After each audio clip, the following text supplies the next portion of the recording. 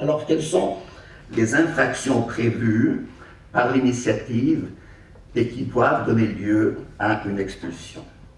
L'initiative contient deux listes d'infractions. La première liste contient des infractions que l'on peut qualifier de crimes. Donc ce sont des infractions graves.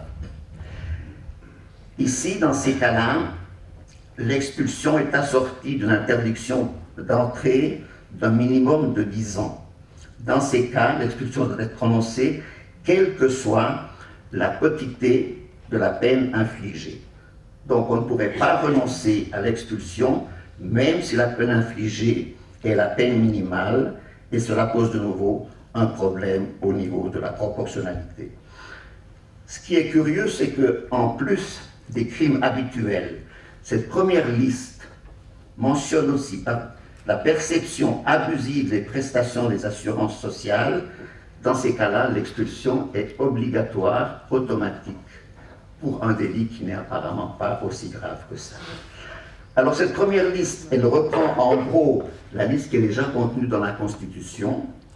Donc on y trouve le meurtre, l'assassinat, les lésions corporelles graves, le vol qualifié, le brigandage, l'escroquerie, l'abus d'aide sociale, d'assurance sociale, le viol, la contrainte sexuelle, la séquestration et le trafic de drogue.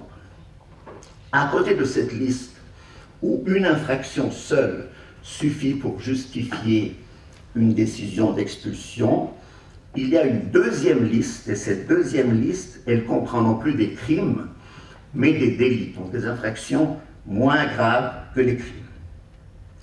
Et alors ces infractions ne vont donner lieu à expulsion que si la même personne a commis dans un laps de temps de 10 ans deux infractions commises qui figurent sur cette liste, la deuxième liste, la liste numéro 2, ou la liste B comme on l'appelle quelquefois. Donc, en d'autres termes, s'il y a récidive. Alors, cette deuxième liste a été ajoutée, comme je vous l'ai dit, elle ne figurait pas dans la première initiative, elle a été ajoutée dans cette deuxième initiative, et elle veut permettre de se débarrasser des récidivistes qui commettent, dans un laps de temps inférieur à 10 ans, de délits qui ne sont pris en eux-mêmes, qui ne sont pas si graves.